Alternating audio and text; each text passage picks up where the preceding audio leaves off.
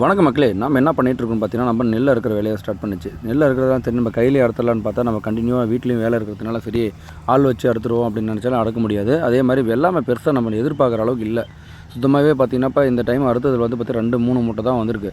நம்ம போட்டதுக்கு பார்த்தீங்கன்னா வச்சுக்கோங்க, ஒரு குறைஞ்சபட்சம் ஒரு 5 மூட்டை 10 மூட்டையாவது நம்ம மிச்சமே வந்திருக்கணும். நம்ம எதிர்பார்த்தது பட்டம், அதாவது பட்டம் தாண்டி போயிடுச்சு அப்படின்றதுனால பெருசாக கதிர் வந்து பார்த்திங்கன்னா எதுவுமே நம்ம எதிர்பார்த்த அளவுக்கு வெள்ளாமே ஆகலைன்றது தான் சொல்லணும். பார்த்திங்கன்னா இப்போ நம்ம இதுக்கு அறுக்கிறதுக்கே வந்து பார்த்திங்கன்னா ஒரு 2000 ரூபாய் நம்ம கையிலேருந்து கொடுக்குற மாதிரி தான் வரும். இந்த 2000 ரூபாய்க்கு பார்த்திங்கன்னா நெல் இப்போ கிலோ வெல்லம் பார்த்திங்கனாக்கா ஒரே 16 ரூபா தான் போயிட்டுருக்கு. இது மொத்தமாக அறுத்து நம்ம விற்றா கூட நமக்கு போட்ட முதலு கூட வராது அப்படின்றது தான் இன்றைக்கி நிலமை. அதாவது கண்டினியூவாக விவசாயிங்க வந்து பார்த்திங்கன்னா இதால் வந்து கண்டினியூவாக பாதிக்கப்பட்டுருக்கிறது தான் உண்மை. விவசாயம் கண்டினியூவாக நம்மளுக்கு வந்து இழப்பீடு தான் கொடுத்துனுக்குது, நம்மளுக்கு பெருசாக லாபம் கொடுக்கல. இருந்தாலும் இந்த விவசாயத்தை விடக்கூடாது, கண்டினியூவாக பண்ணுன்ற ஒரே நோக்கத்தில் இதை நம்ம பண்ணிகிட்ருக்கோம். பார்க்கலாம் நம்ம கடவுள் என்ன பண்ணுறாரு நம்மளுக்காக அப்படின்னு சொல்லிட்டு அந்த கடவுள் மேலே பாரத்தை போட்டு நம்ம விவசாய வேலையாக கண்டினியூவாக நம்மனா போதும் அப்படின்றதுனால மண்ணை மட்டுமே நம்பி நம்ம வாழ்ந்துட்டுருக்கோம்.